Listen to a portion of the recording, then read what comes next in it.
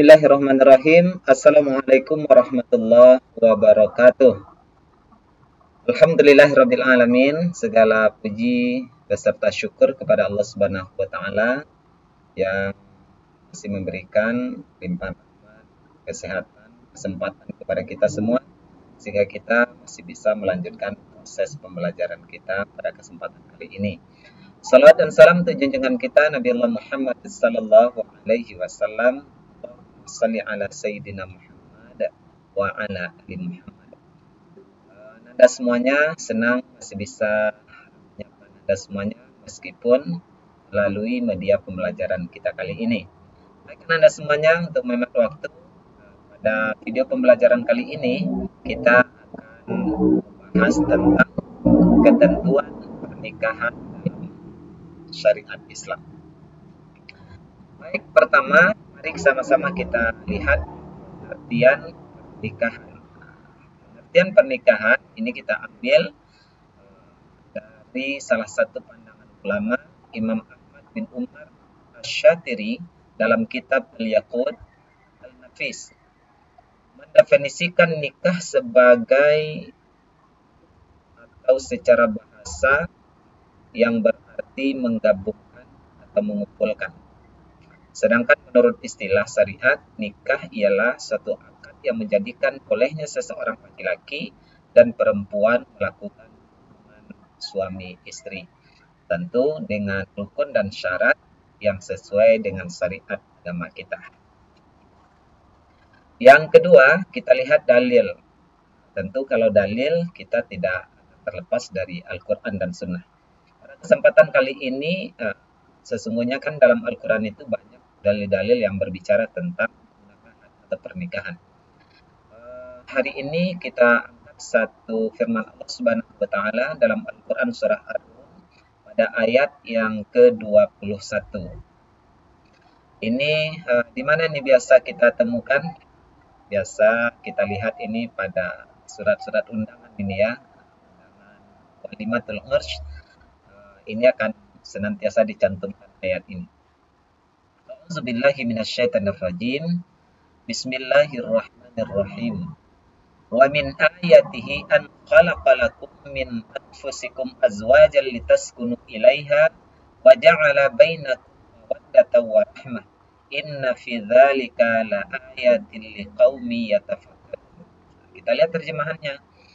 Dan di antara tanda-tanda kekuasaannya ialah dia menciptakan istri-istri dari jenismu sendiri, supaya kamu cenderung dan merasa tentram kepadanya, dan dijadikannya di antaramu rasa kasih dan sayang. Sesungguhnya pada yang demikian itu benar-benar terdapat tanda-tanda bagi kaum yang berfikir. Ini salah satu dari beberapa dalil yang berbicara tentang pernikahan. Berikutnya kita lihat tujuan daripada pernikahan. Jadi nikah itu bagian daripada syariat agama kita yang memiliki tujuan yang sangat luar biasa sekali. Pertama, kita lihat tujuan pernikahan itu adalah untuk memperoleh kebahagiaan dan ketenangan, atau disebut dengan hidup yang sakinah. Hari ini kan sering tuh menyingkat samawa ya, samawa. Artinya samawa itu kan singkatan sakinah, mawaddah, warahmah. Sakinah artinya penuh dengan ketenangan, mawaddah penuh dengan rasa cinta, warahmah penuh dengan kasih sayang. Nah, maka tujuan pertamanya adalah untuk memperoleh kebahagiaan. Kemudian yang kedua, untuk membina rasa cinta dan kasih sayang. Ini bagian daripada tujuan pernikahan itu sendiri. Kemudian yang ketiga, tujuan pernikahan untuk memenuhi kebutuhan biologis yang sah dan diridhoi oleh Allah Subhanahu wa taala. Maka kalau tidak menikah, orang punya kebutuhan biologis tapi tidak disalurkan melalui jalur pernikahan yang sah, berarti nanti kan cenderung jatuhnya kepada perzinahan. Bukan cenderung lagi, itu pasti melakukan perzinahan ya. Makanya nikah akan menyelamatkan status kita, akan menyelamatkan kehormatan diri kita, sehingga dengan pernikahan itu kebutuhan biologis itu dapat tersalur dengan sah dan bahkan diridhoi oleh Allah Subhanahu wa taala. Yang keempat, tujuan pernikahan itu melaksanakan perintah Allah dan Rasul-Nya, ya. Jadi Allah dan Rasul memerintahkan kepada para orang tua untuk menikahkan anak-anak mereka ketika sudah sampai pada usia yang cukup. Kemudian yang berikutnya, tujuan daripada pernikahan untuk memperoleh keturunan yang sah. Tentu orang bisa saja melahirkan, ya, memiliki keturunan, tapi kalau bukan dengan ikatan yang sah, maka tentu ini adalah satu perbuatan yang bertentangan dengan agama kita, ya. Maka tujuan pernikahan yang kelima ini adalah untuk memperoleh keturunan yang sah.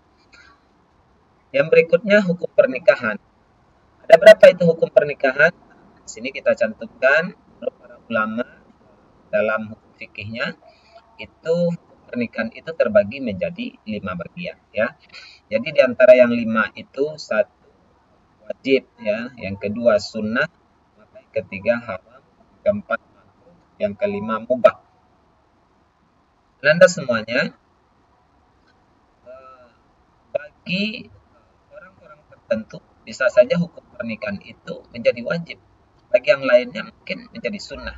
Atau bagi yang lainnya juga bisa menjadi haram, makruh, atau mubah, tergantung kondisi seseorang. Misal ya, seseorang itu dikatakan wajib untuk menikah ketika dia sudah diberi kemampuan oleh Allah Subhanahu wa taala untuk menikah.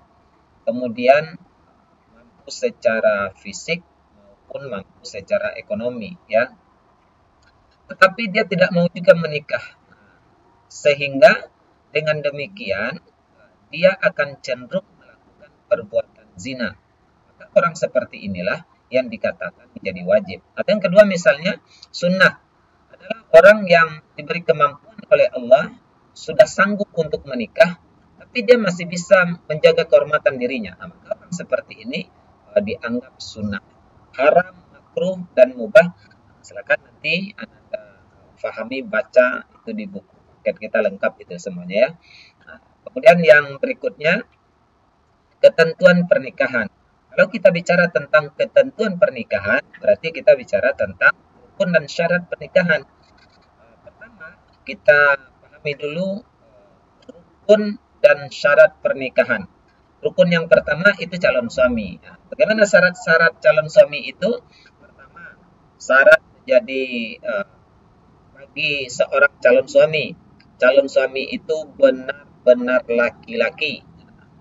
Memang ada Ustaz sekarang yang calon suaminya tidak laki-laki? Ada banyak kasus hari ini yang kita lihat di media, itu pernikahan terjadi antara perempuan dengan perempuan, ya, atau laki-laki dengan laki-laki. Ini tentu tidak lagi sesuai dengan syariat agama kita atau aturan yang berlaku di dalam agama kita. Nah, maka harus dipastikan calon suami itu benar-benar laki-laki. Yang kedua, calon suami itu bukanlah orang yang haram untuk dinikahi atau yang statusnya nanti menjadi mahram, ya. Laki-laki mahram bagi perempuan, perempuan ini mahram bagi laki-laki, maka mereka tidak boleh untuk menikah. Apa itu mahram? Orang yang haram untuk dinikahi, ya. Baik haram karena nasabnya atau sepersusuan atau karena ikatan pernikahan, ya. Kemudian yang ketiga, tidak terpaksa. Jadi si suami atau orang yang akan menikah ini, calon suami ini, maka dia menikah bukan karena keterpaksaan, ya.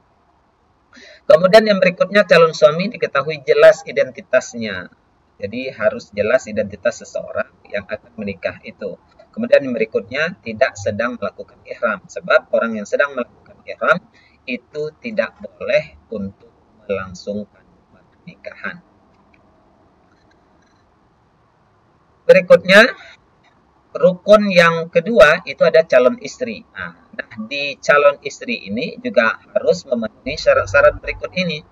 Mana syarat-syarat bagi calon istri? Yang pertama, benar-benar perempuan. Kalau tadi bagi laki-laki, benar-benar laki-laki dia. Kalau yang perempuan, benar-benar perempuan dia, ya. Bukan perempuan jadian gitu, ya.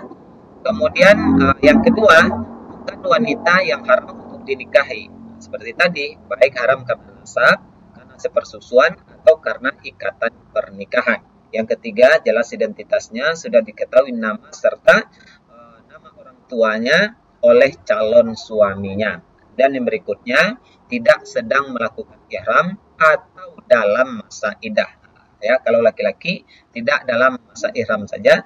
Kalau perempuan itu syaratnya tidak sedang melakukan ihram, kemudian tambah lagi tidak dalam masa iddah, ya. Sebab perempuan yang dalam masa iddah itu tidak boleh melangsungkan pernikahan.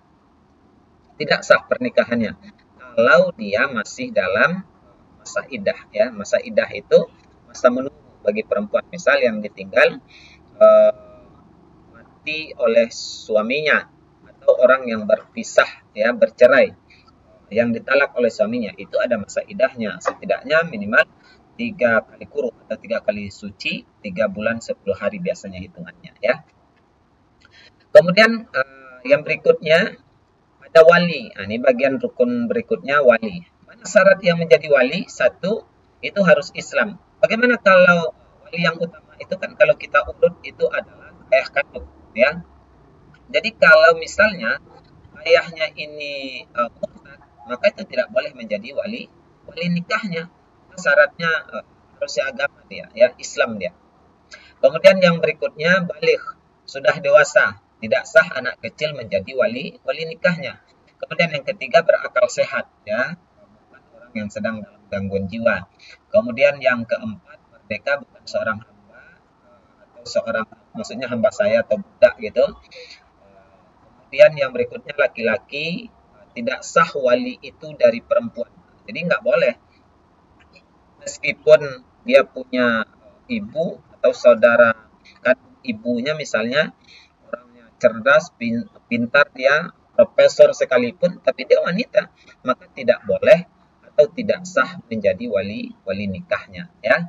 Kemudian adil, bukan orang yang fasik. Nah, untuk urutan wali adalah pertama, ini yang paling afdal nih, yang paling kita lihat yang paling afdal, paling utama dulu, itu bapaknya. Setelah bapak, kakek dulu, ya.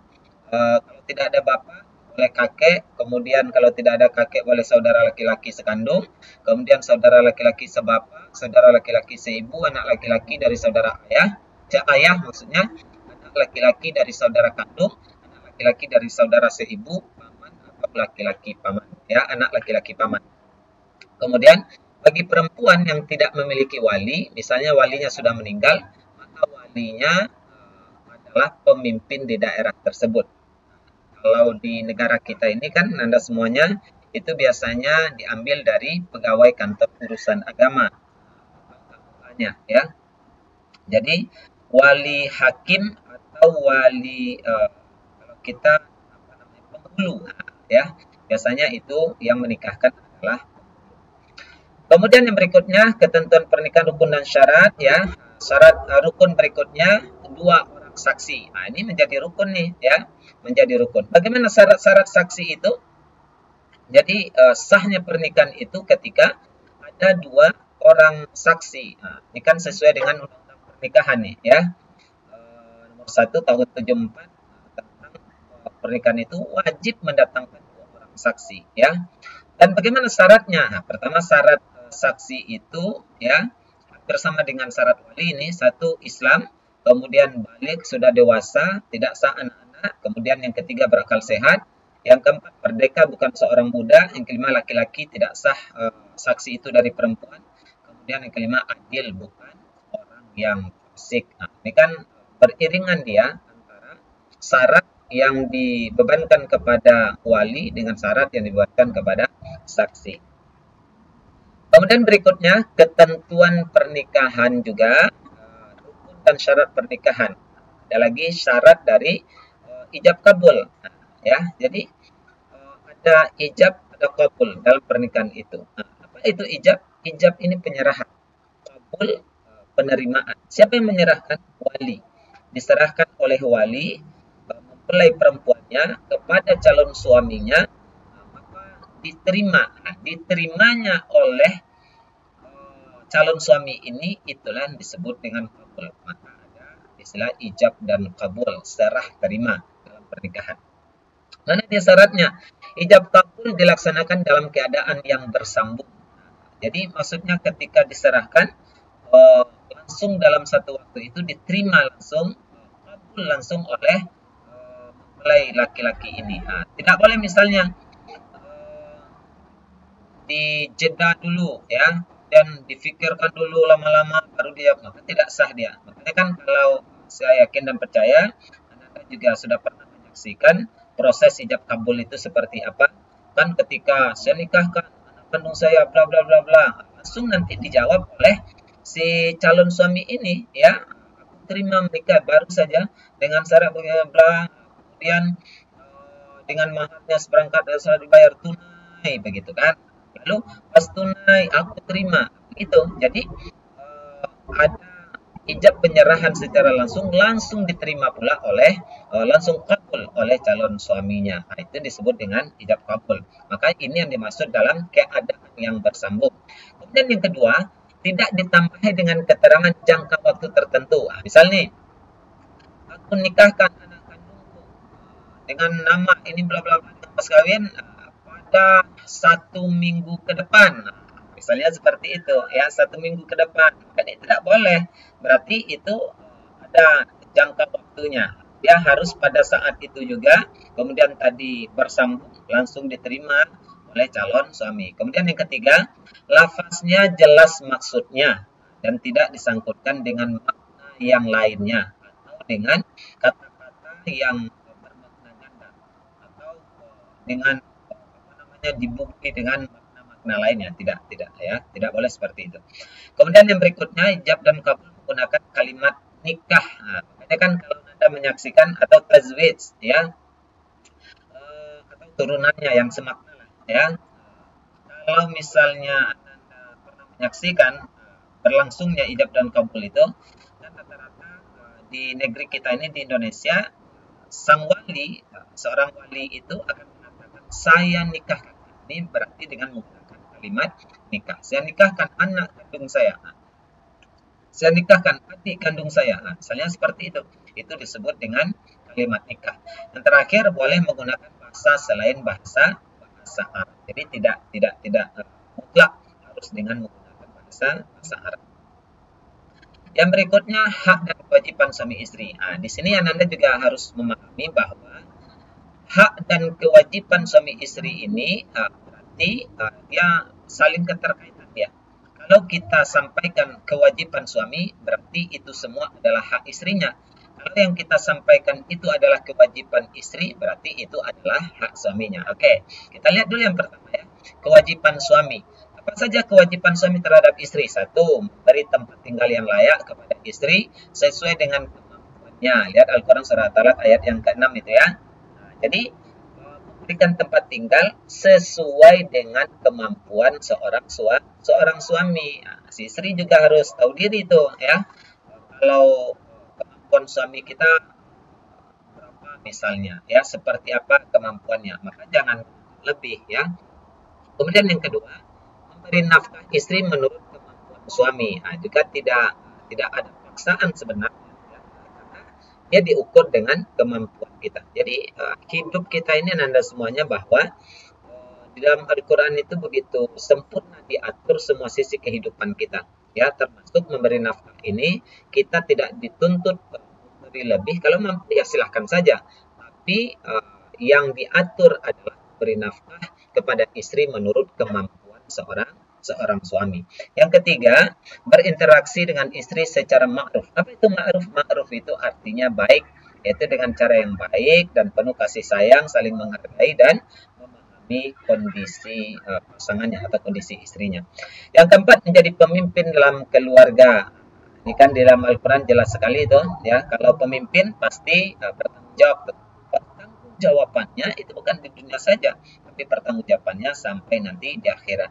Dalam Al-Quran surah An-Nisa kan dikatakan itu, ar-rijalu qawwamuna 'alan nisa.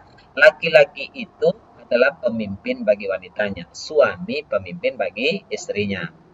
Kemudian berikutnya, membantu istri dalam melaksanakan tugas sehari-hari, terutama dalam merawat, memelihara dan mendidik putra-putrinya agar menjadi anak yang soleh dan soleha. Jadi dalam hubungan suami istri ada saling kerjasama ya, antara suami dan istri.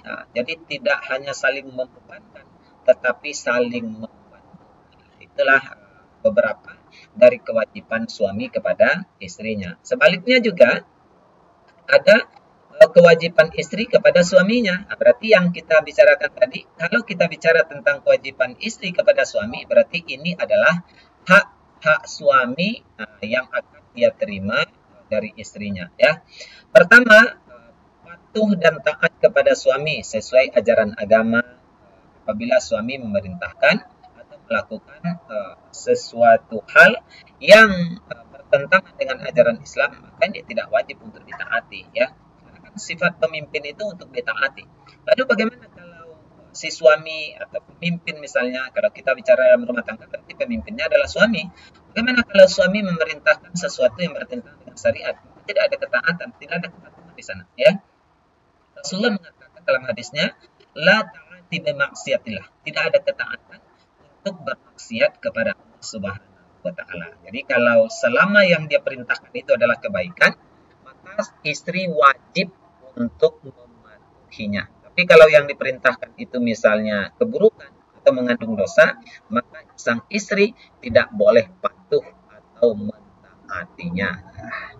Berikutnya, yang kedua, memelihara dan menjaga kehormatan diri sebagai seorang istri dan keluarga serta harta benda suami, baik suami ketika dia berada di rumah ataupun ketika suami berada di luar rumah. Yang ketiga, mengelola rumah tangga dengan baik sesuai dengan tugas dan fungsi sebagai seorang istri. Yang keempat, memelihara, merawat dan mendidik anak, terutama pendidikan agama. Karena Allah perintahkan kepada kita dalam Al-Quran surah ke-66 pada ayat yang ke-6, ya ayyuhalladzina amanu qu anfusakum wa ahlikum nar. Wahai orang-orang beriman, pelihara dirimu dan keluargamu dari api neraka. Jadi untuk keluarga yang pertama sekali punya tugas mendidik, yang bertanggung jawab dalam pendidikan anak-anaknya itu adalah orang tua, ya. Jadi kita orang tua yang berstatus sebagai orang tua, atau nanti Nanda menjadi orang tua dari anak-anaknya, maka semua anak-anak kita itu adalah tanggung jawab kita dunia dan akhirat. Kemudian kita lihat hikmah, ya, ada hikmah dari sebuah pernikahan itu. Apa hikmah yang terkandung dalam pernikahan? Ini hanya sebagian kecil saja kita sajikan. Nanti Anda boleh melihat, mencari dari sumber atau literatur yang lain, karena ada segudang hikmah dari sebuah ikatan pernikahan itu, ya. Kita sajikan beberapa saja. Pertama, hikmah pernikahan itu dapat melaksanakan perintah Allah Subhanahu wa taala dan Rasulnya. Karena menikah itu adalah bagian daripada perintah Allah dan Rasulnya, ya. Yang kedua, terbentuknya keluarga bahagia dan saling menyayangi. Yang ketiga, terjalinnya hubungan yang diridhai oleh Allah Subhanahu wa taala antara laki-laki dan perempuan. Yang keempat, mendapatkan generasi penerus yang sah. Yang kelima, yang sah ini maksudnya yang juga diakui nanti, ya. Sebab kalau misalnya ada keturunan tapi bukan dari satu ikatan yang sah, nanti susah. Pengurusan surat menyuratnya agak susah itu. Makanya kalau menikah dalam keadaan yang sah, ya, maka insya Allah semua, kan negara kita ini penuh dengan administrasi nih sekarang, ya. Jadi kalau misalnya ada keturunan, kemudian dari pernikahan yang sah, semua surat menyurat, akte kelahiran, pembuatan KK dan lain sebagainya, itu akan mudah urusannya. Tapi kalau tidak, dari mana nanti diambilkan sumbernya? Yang menjadi rujukannya di mana? Sebab surat nikahnya tidak ada. Begitu, makanya penting pernikahan itu untuk peroleh generasi atau penerus yang sah, ya. Sah secara syariat agama kita dan sah juga secara undang-undang atau peraturan yang berlaku di negara kita. Kemudian yang berikutnya, mendatangkan pahala dan menjauhkan dari dosa berzina. Ya, dosa zina itu salah satu daripada dosa besar, ya. Jadi anak-anak semuanya, pernikahan itu sekarang kan banyak tuh, mungkin Anda sering juga tuh lihat di postingan-postingan, status-status di IG, ya, di Facebook dan lain sebagainya, ya. Nanti ada saja postingan di beranda kita itu lewat, pernikahan itu adalah ibadah terlama dalam nikah. Benarkah nikah itu adalah ibadah? Iya, tepat sekali. Karena memang ikatan yang sah dibangun dengan niat beribadah kepada Allah Subhanahu wa taala, maka sepanjang pernikahan itu mencari keridhaan Allah, dia tercatat menjadi ibadah. Ini luar biasanya ya. Kemudian berikutnya terjalinnya tali silaturahim antara keluarga dari pihak suami maupun pihak istri. Jadi yang menikah, yang terbangun hubungan itu bukan antara dua belah pihak suami istri saja, tapi termasuk keluarga besarnya, keluarga besar si suami, keluarga besar istri. Nah, jadi kita menambah keluarga ya. Kemudian berikutnya membukakan pintu rezeki dari Allah Subhanahu wa taala. Itu Nanda hikmah dari sebuah pernikahan.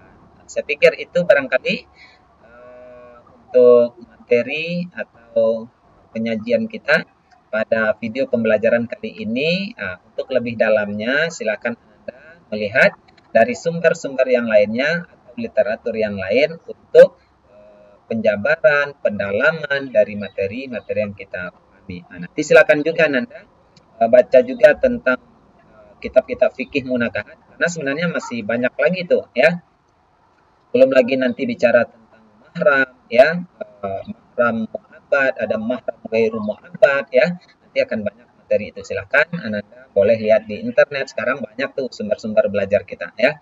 Ini hanya salah satu dari media atau sumber belajar kita. Itu barangkali Anda semua yang insya Allah pada pertemuan kita kali ini, semoga Anda tetap semangat untuk menambah, memperluas wawasannya, menambah kedalaman ilmunya melalui membaca. Jadi banyak membaca. Nah, ya, itu barangkali terima kasih.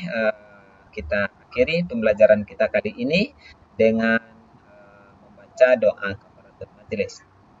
Subhanakallahumma wa bihamdika asyhadu an la ilaha illa anta astaghfiruka wa atubu ilaik. Kita tutup pembelajaran kita dengan baca alhamdulillah. Alhamdulillah ya rabbil alamin. Cukup sekian, terima kasih. Bila taufiq wal hidayah.